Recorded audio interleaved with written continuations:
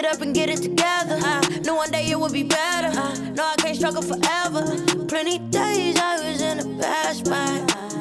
I can't throw no stones up at a glass house. Yeah, from the bottom to the top, baby. Yeah, I can never stop, baby. Oh, they don't like me, oh, that cool. Tell them stop, hey. From the bottom to the top, baby. Bottom to the top, baby. Oh, they don't like me, oh, that cool. Tell them stop. I show you what hustle is. Yeah, make it to places you never did.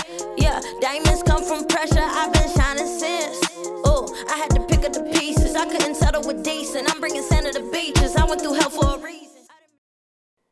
You are tuning in to From the Bottom to the Top with your girl, Princess with the Real. And y'all already know I don't do no small talk. I like to get right to it. So I got Slick Shawn in the building today, and I'm finna jump straight up in his business.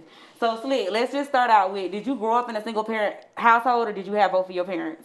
I grew up in a single parent household. Now, how was that growing up with one parent?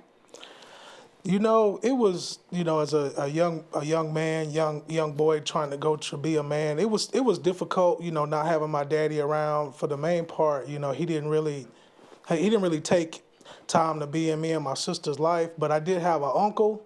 I had 8 uncles, so I had an uncle who was a father figure. So that played a good role in my upbringing with my uncle being there for me. And so, what age were you when your father left? I was 2. Okay, so you really didn't even notice the difference because you were so young. Correct. I didn't notice the difference, and my mama was telling me that my granddaddy was so crazy about me, but he passed when I was 2, so I lost, basically my daddy, he left, and my granddaddy passed, so I didn't have nobody until my uncle got in my life. Oh, wow. Okay, so, and what age were you when your uncle finally came into your life? My grandmama and my uncle, they stayed next door, my aunties, some of my uncles and aunts. So pretty much when I was around 5 or 6, he would take me riding in his car, and I would be leaning up, in the front seat, trying to see outside the car. So, he was like my role model. He was like my example on how to be a man. Okay, and now how was that going to school, knowing that your dad wasn't in your life, knowing that, your mom was trying to take care of you, do what she can, and you had your uncle there? How was that for you going and transitioning through school? It was kind of tough, because, again, when you're a teenager, you're growing up in a inner city. I come from, like a lower class background. So it was tough because, I would get into some trouble, and I would get arrested for like little petty things. And my uncle would be like, you should have asked me. I would have gave you some money, Look, what kind of stuff was you doing? I was lifting hats out of JCPenney's and stuff like that. Was you selling them, or you were just like, okay, I'm finna get me a hat? I was just gonna give me, I had got used to kind of strong arm and stuff, grew up kind of tough, so I walked into a store one day and I had on some yellow Walmart boots on. I took them boots off, put the Timberlands on from the department store, and proceeded to walk out the door. And the dude at the store, he looked and he stood in the door and was like, you gonna pay for those Timberlands? And I was like, these my motherfucking Timberlands. I don't know if I can cuss on here or not. Look, how old were you when you said that? I was like 15. So you just told him these yours. What happened? I was now? like, these my Tims, and walked out the door. Yeah, straight like that. I know he ran after you. Nah, he didn't. He did? So he really thought them was your Tims? No, he was intimidated. Oh. Yeah, he was intimidated. So at 15. Yeah, I was in GD. I was claiming a gang when I was around that age. So look, I was, talk to me a little bit about that. I was a little rough, So he wasn't gonna get them shoes back. I'm telling you. Look, even if he tried, you ain't finna let him get him. He wasn't gonna get them, nah. Oh, wow. So you gang banging at 15. How old were you when you first got into the game? I was 15, 16. I'm from Alabama, from Huntsville, Alabama. Okay. Huntsville, Athens area. So I was around 15, 16 when I started getting into the gang and stuff. And now when you got into the gang, let's talk a little bit about that. Because, it's different gang bangers. Some of them went real, some of them real. Yeah. Did you get jumped into a gang, or was it just like... I was basically blessed in. They asked me to be in the gang. They saw how I moved. They saw my demeanor. I was respected in the hood and in the city. So they pretty much blessed me into it. You either got beat in or you got blessed. Now, to me, real OGs got blessed in. You know, they ask you to be in there. Now, is it real OGs that get blessed in, or the ones who doing the most destruction get blessed in? I don't know about that. I wasn't really a menace to like society, but I was about mine, you know. And if I wanted something, I got it at that age, you know. So you was a little of a menace, but not to the whole society. But not to the whole society. There you go. Menace to part of the society. And so now, you know, gang banging and going through a life like that, were you still in school? Yeah, I graduated. You graduated? Yeah. So how was school with you doing the street stuff too? I mean, I could turn it off. Like when I was at school, I was more into like letting people hear my rap. Like I would record music on cassette tapes. I'm telling my age, but I would record music on cassette tapes. So I would let people hear my rap. I was in the cool kids at school, but you know, when I got home in the neighborhood, in the hood where I was from, we was in GD because the dudes about 2-3 blocks up, they was claiming blood. So we had to be strong, you know, with our clique. So now, was there a lot of fights and stuff? Like, talk about that life growing up. You still a kid, but you still into the streets. So how was that for you? Yeah, it was a lot of fights. I mean, I got into, we would run people off the block. We would, shoot at folks. And, you know, I broke a dude's ankle once when we were fighting. And it was just situations like that. People would try to jump on me and my homeboy and stuff like that. And there would be some pistol play, you know, sometimes here and there. Oh, wow. So, yeah. So, now, you doing this, you in school. Now, I know mama probably busy working to try to make sure she provided stuff. But how mama felt about this? Because I know this with no secret. See, mama, she was the kind of parent where as long as I respected her and I stayed out of trouble, she was good. Because she knew I was going to be wild and out there, you know. But as long as I respected her, and I didn't, you know, have to, you know, have her get me out of jail, which she did she had to in a couple of times. Hold up. You said you were trying to respect mama and she didn't want to have to get you out of jail, but she had to get you out of jail a couple of times. Not one time, but a couple of times. Couple of times, yeah. What you was going to jail for? Well, I mean, little weed. Like the cops would stop me, and they would pretty much arrest you for like having a roach, like where I was from. Yeah. So I got caught once. You know, I was smoking, and they stopped me. They pulled me over, and I tried to hide it, but they found it, so I went to jail for that. So it was like little stuff, like when I was around 17, 18, 19. I had my little So not run-ins. for no serious, like... No, not no serious. Okay, no none felonies. Of that pistol work type stuff. Yeah, I never got any felonies or nothing like that. They were all just misdemeanors. Okay. Yeah. You paid mama back for getting you out? Because mama was a single mama. I don't know. I guess I didn't. Nah, you can say I didn't. I'm going to be real. Look, he going to give you that money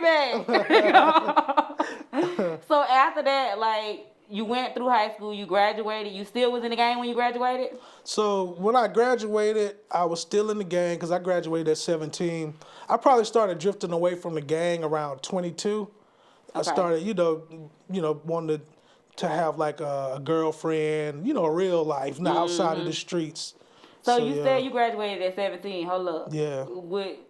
You was that smart? You graduated a year early, or was it birthday? I guess it was just the way my birthday ran. My birthday in July. Okay. So it's just the way my birthday fell. Okay. Yeah. So now you graduated, you out into the world, out of school. Now you got more time on your hands. Mm-hmm. You said you ain't turned things around until you was 22. Yeah, right. So you graduated at 17. Right. So from 17 to 22, what was going on? So from 17 to 22, I did pretty much, you know, I hate to say it, what most people around that age do. I was selling drugs. I was, you know, mess around with a lot of girls and things like that. Pretty much staying out late, coming in at 3 or 4 in the morning to mama's house. I moved out around 19. So why did you move out? Because mama got tired of it? No, I had met my baby mama at the time. So me and her had started, you know, in our relationship, and we started living together. Okay. So I was still wild though, you know. So you was still wilding. Yeah. And you had a baby at this time at 19? No, my baby didn't come until 2004. Okay. I was like 25 when you was 25 when she you was had born. the baby. Yeah. So at 19, you move in with her. We moved in together. Okay, yeah. Look, clarify that. Right. Clarify that. Okay. Let me make this straight. We moved in together. So y'all decided to move in together and start Yeah. to build a life at 19. You said, you know what? I'm ready to start a family. Yeah. You know what? I'm gonna stop you here because I already feel like some things finna take a turn. So I'm gonna stop. Y'all go use the bathroom, do what you need to do. Make sure you get back on the couch because we'll be right back to front and bottom to the top with your girl Princess with the real. For sure.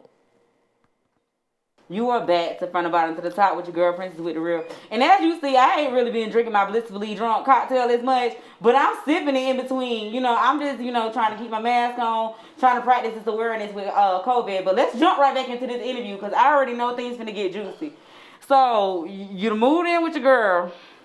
Let's talk about that and how that's going. At 19 now, you're still in the streets, and now you trying to build a life. So, I was doing cocaine at the time, and I was just wild. I was walking into like the stores and just kind of like Dollar General, Walmart, because I was struggling still. Young and you struggling. So I would be walking in the stores, lifting stuff out of Dollar General, Walmart, just trying to survive.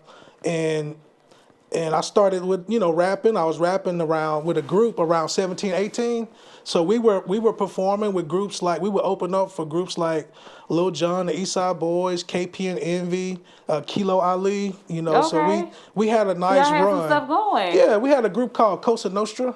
Okay. And we done a few shows with those groups, and we had a lot of local fame, and the group just didn't really pan out. Like, it didn't work out. We were all still cool, but as a group we all didn't make it, so I went solo after that. So you tried the group thing.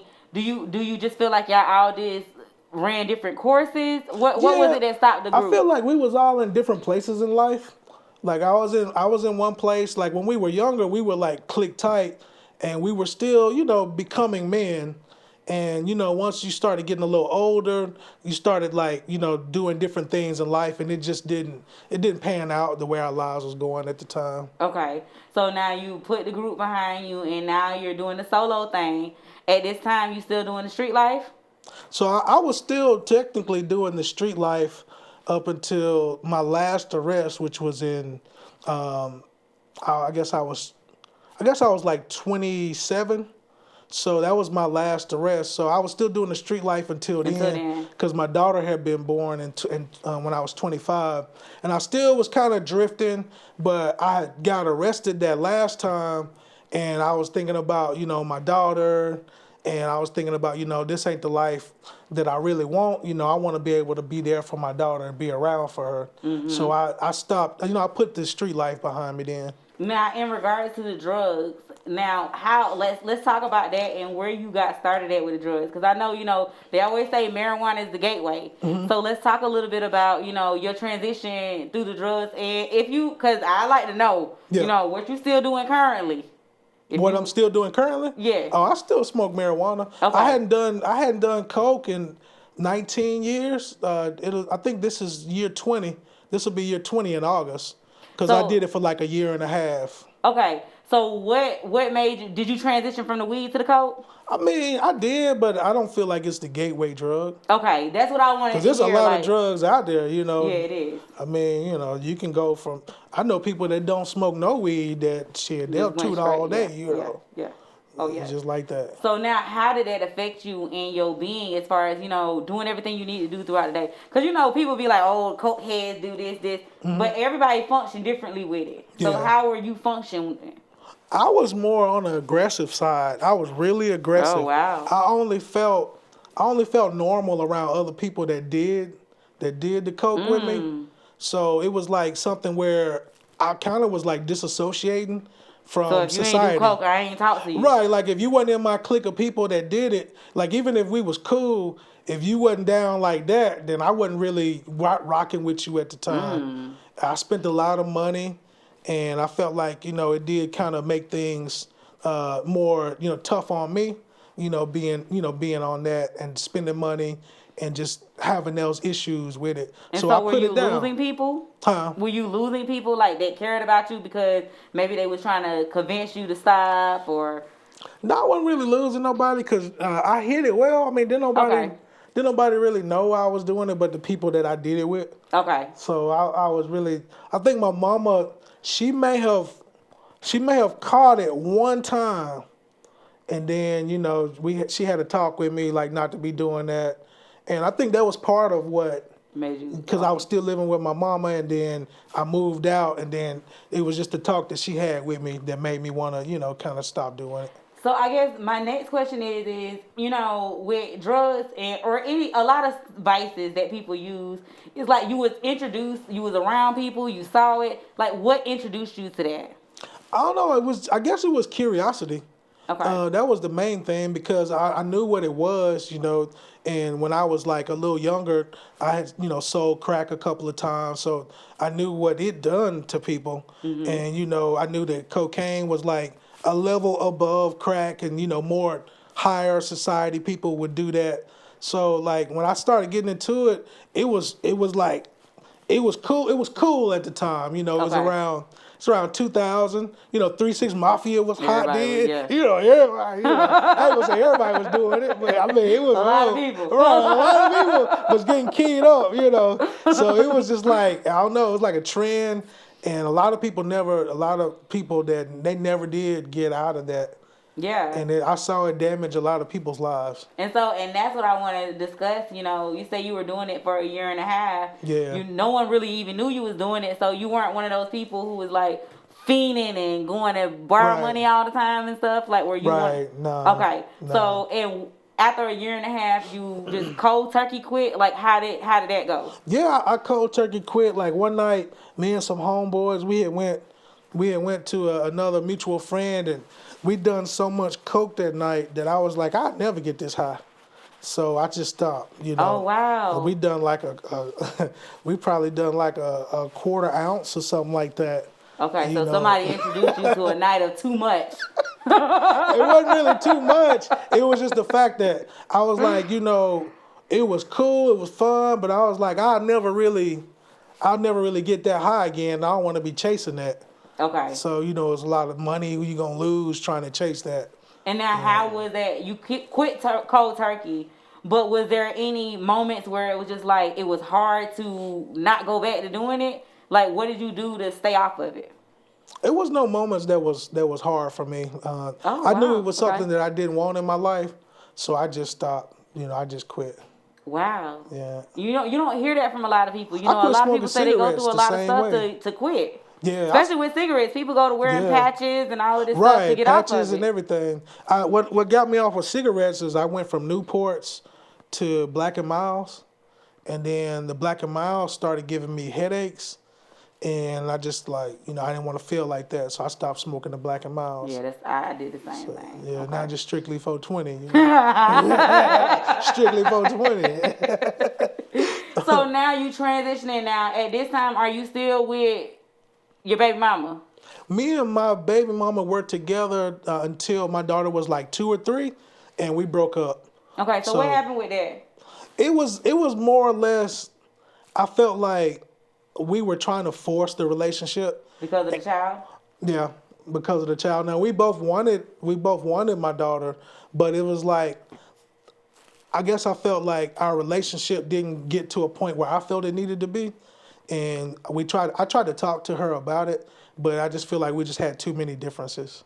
Oh, so you actually went to her and try to resolve whatever issue. Yeah, because we had a child together, and I was trying to, stay together, for the child's sake, or try to make it work, but it just didn't work out. In some cases, like most things don't. Yeah, it don't. But yeah. So, and now, how was that split?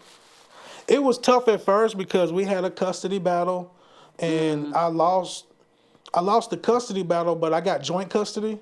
And it's been really nice having joint custody because I've had rights as a father, so I've got to spend a lot of time with my daughter, and we have a great relationship.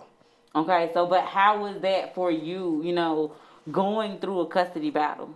It was tough. It was one of the toughest things I've ever dealt with in life. going through that custody battle. And speak on it, because a lot of people don't think about what all goes into going through a battle to try to get your child. The money, the stress, all of that. So speak on what you can speak on in regards to, the things that you dealt with going through this custody battle. I dealt with, situations like, I had went to her and I was like, I'm willing to give you X and X amount every month.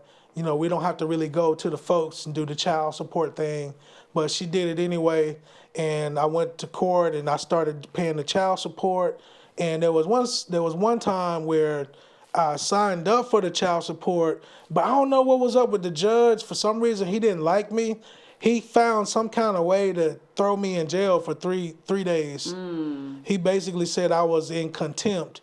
But come to find out, when I got out, my lawyer said that it was basically against the law what he did. Oh, wow. So he put me in jail for nothing for 3 days, yeah. Because I was there paying the child support, but he was saying that it was a stipulation. I didn't sign up by this date. Like, it was some petty Some shit. petty, small stuff. Yeah, for sure.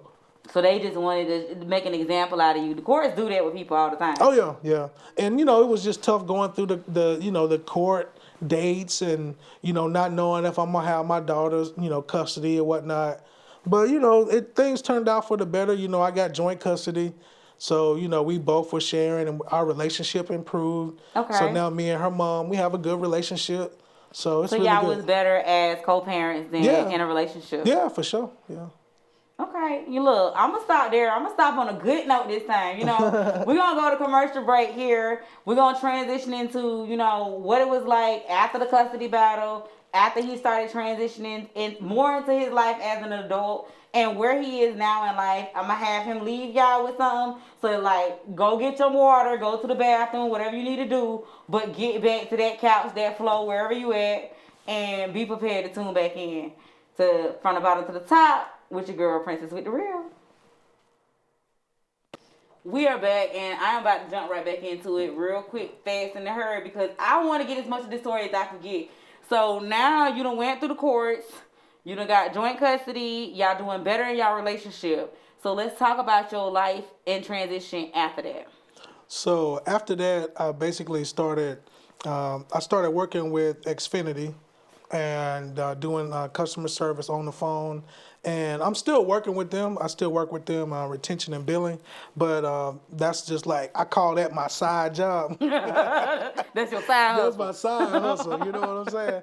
But, after that, I started, pushing out more music. I opened up my own independent record label. Oh, wow. And I started publishing artists. And I started, getting streams all over the world, putting my music out there. And I recently started a podcast and started working with Too Hot Radio. Okay. So really 2020 really opened up a lot of things for me, because the pandemic was going on and people wasn't really going out to do interviews. So I've done a few virtual interviews and I got to thinking, man, this would be cool if, artists could have somebody that could interview them. So I started with artists and then I went to activists and entrepreneurs. So now I interview a wide range of people and it's going pretty good. I'm wrapping up season 1. I'll be starting season 2 soon. Okay. Got an album I'm working on, so I'm in the studio. So I got a lot of stuff going on. So you got a lot of stuff going on. And I like that you mentioned, the pandemic. Yeah. Because, when you think about the pandemic, a lot of people say, how so many people have lost jobs, how so many people aren't getting money. And you said 2020 was a good year for you. Yeah, I was thriving. I thrived in 2020. I don't know if it was just the fact that, see, me, I'm the kind of person when things get tough and my back gets against the wall or the situation is tough, I get better, the iron gets sharper with the fire, So it's I just dug real deep and I was like, I'm going to do a podcast. First it was just interviews and now it's on Apple Music, Spotify. It's called Spotlight Series. Okay. So, I just dig deep and, blessings start coming and they keep coming. I'm doing web design for people. I do graphics and web design. And I also do audio and video editing as well. So things are really many hats. Yeah, things are really lifting up, and anything that's got to do with media, music, graphics, websites, things like that. I'm definitely into that, all of that. So you doing a lot, with all of the hats that you wearing now. What is something else that you want to do in life?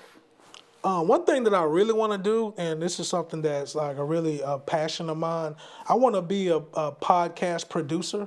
I want to help people that that have a voice and that have an idea. I want to help them get their podcasts out. So that's one of my biggest dreams, is to be a podcast producer. Oh wow! So that's looking out for others. That's Yeah, not, yeah, yeah. It's not about you. It's about looking Right. out for others. So that's great. Yeah, because it's like whenever you think about making money or being successful, because everybody wants to make money, be successful, because we're in a capitalist society, and you have to be of service to people.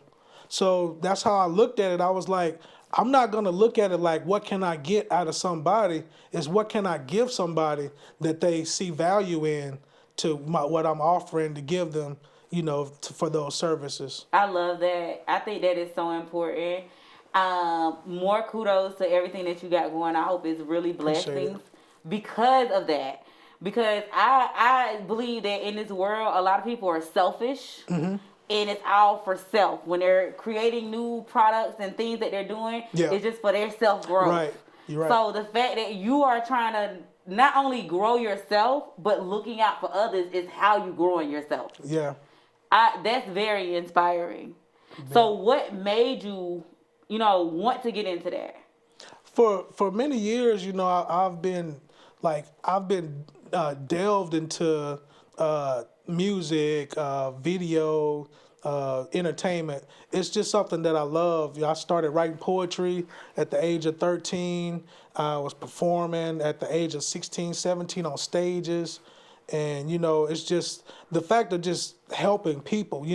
I feel like for me to have all the talent I have, if I was to leave this earth and I didn't leave a legacy to others, to strive and grow to be better, like, what have you done? Like, that's how I feel like the measure of a person is how successful you can make other people. I swear, most people don't understand. A true boss is a person who put other people in a position to be a boss. Yeah. So, and what you just said was the same thing in a different way of saying it. You're in a boss position. Regardless of how anybody else see you, you're in a boss position trying to get other people in a position to be a boss. For now, sure. with that comes pain points, trials and tribulations. So, talk about a lot of the things that you've been going through with transitioning and getting your businesses going and everything that you got going on. Well, most of the struggles I've dealt with were getting people to see the vision, because to work with people and to grow with people, you got to be on the same page and have the same vision. So most of my issues have been being on the same page with people. And like some people I'll look out for. I'll look out for interns. Like I'll be looking for interns, and some interns they'll have the passion, but I feel like they see me do a podcast. I posted on Facebook and it only get 80 views. They get discouraged, So you got to keep pushing, because you don't value your worth or whatever you're doing off of views. You know what I'm saying? Like, remember Facebook, when it started, Facebook wasn't making no money. No. But they were valued at so much money because of their potential. So I look at I have the potential, and if don't nobody really want to work with me because I'm not at a certain spot or I don't have views, that they'll be wishing they did. And that's the mentality to have. Yeah. If more people thought like that and continue to go for the things that they wanted in life, there will be more successful people out here. Yeah, for sure. Yeah. So, and let's talk a little bit about the things that you're doing, the stuff that you're trying to build. How much is that taken from you as far as, because people don't talk about the financial side of it. Talk a little bit about the financial side of it, and what are you doing to build it up financially, and if you got the support from others as far as helping you. I'll tell you the main thing that a person needs to really grow, you gotta have resources and you gotta have support. So I have a strong net of friends and family. I come from big family. My grandmother had 12 kids, so it's all about tight knit relationships. So what I do basically, I learned everything. Like I learned how to shoot music videos. I learned how to edit. I learned how to do graphics. So if people being shady or if I don't like their price, I just do it myself or have somebody work for me and I show them how to do it. So it's all about resources. You learned all of it. How did you learn how to do all of this stuff? YouTube University. YouTube University and Google for sure. Wow. Yeah. So, and a lot of people, you know, they make it seem like it's so hard to learn this stuff, to learn how to do these things. It is hard. Okay, so talk about it. Okay, my first video that I did, like music video, I basically recorded myself. I bought a drone. I set the drone up like that camera is right there and was, performing my music video. And it took me 6 months to learn how to edit. Okay. I was on YouTube and stuff like that. So it took me 6 months to edit my first video. And it was like a 3-4 minute video. Oh, wow. Yeah. So it was like, growing pains with that. And even still, because you always want to learn more, it's still, I feel like I'm to a point where I never feel like I know everything. Because once you feel like you get to that point, you start losing. So I'm always trying to learn. I don't think I know everything, and I'll learn stuff from people who may not even be where I'm at, but I'll still try to learn something from them, Okay. and vice versa. Okay, so you're always... Now, what about constructive criticism? Are you one of those people that can take that?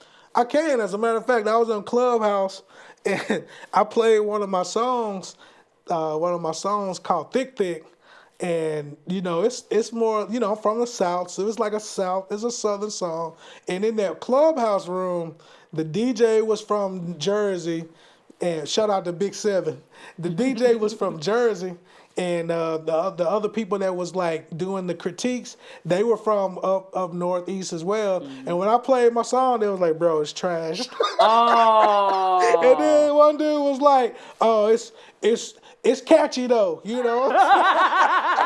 I was like, well, that's all you need to say. That's another... If it's catchy, you can get money. You get paid off a catchy trash song. But yeah, I took it constructively, because I had people listen to it that I had check it out, and they liked it. So some people might not rock with me, and that's cool. And some people will. Yeah. So that's how I look at it, And so with all of that and everything that you've been through in life, the things that you've dealt with, if you had to lead the people with some, words of encouragement, words of wisdom, what would you say to them? I would say just keep going. Keep doing your thing, keep pushing. Don't let nobody tell you can't do nothing. And like in the words of Kanye, can't let the dream killers kill your self-esteem. You always got to stay up. Yes, and what do you do to stay up though? To not let your self-esteem and everything go down. Like, how do you keep moving forward every day? I would say it's my passion, like the things that I want to do, the goals that I have in life, the things that the people that I want to help, and the lives that I want to impact. They keep me going. Okay, and so what is the next step for you? The next step for me is I'm gonna have some co-hosts with my podcast, and I'm gonna do the album, and I'm gonna shoot like 2-3 music videos with the album. Season 2 for the podcast will be out. We continue doing things with Too Hot Radio, and it's a movie coming down the pipeline. Oh, you got some things going on. It's a movie, yeah. Look, what kind of movie you working on?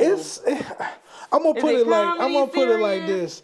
It's a dramedy. Oh, it's a dramedy. Yeah, okay. Yeah. Okay. Yeah, I got a movie I'm working with somebody on. I got a few movies that I'm working on. I just gotta find that right space to do it. Okay. Because last year was the podcast, and this year is back to the music and the podcast.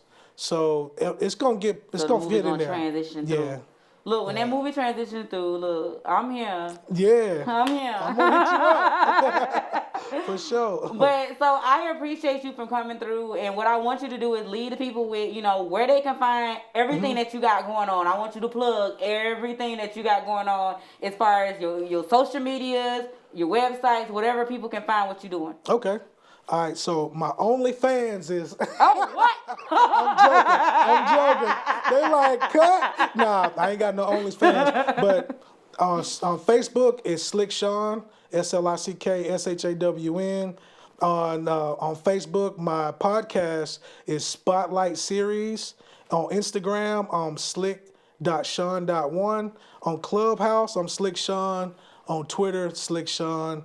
All those. YouTube, Slick Shawn as well. Okay.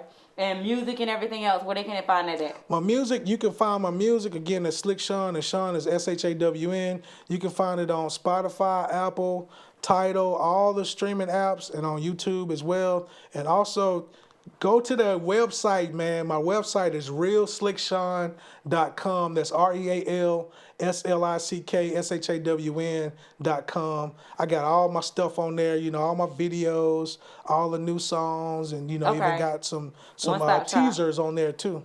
Okay, for the new single. So, and then other ways that people can connect with you. What kind of people are you looking to do business with right now? What you looking for right now? I'm looking for interns to help with my podcast. People that'll help with scheduling. I'm looking for recording studios to work with. I'm also looking for videographers to work on projects with. So anybody that's into music or video or film, I'm willing to work with anybody. So tap in. Hey, y'all heard it. Y'all heard it from Slick Shawn on From the Bottom to the Top with your girl Princess with the Real. I appreciate you for coming through, telling Thanks your story. for having me. Everybody ain't open to, really open up about everything. So I appreciate you for opening up. I know, right? Hey, you brought it out of me. You brought the real. You Princess with the Real. So I appreciate it. I appreciate y'all for tuning in. Make sure y'all tune in week after week. From the Bottom to the Top. We'll be back next week. See you there. Yeah. I done been down before. I had to get up and get it together. Knew one day it would be better.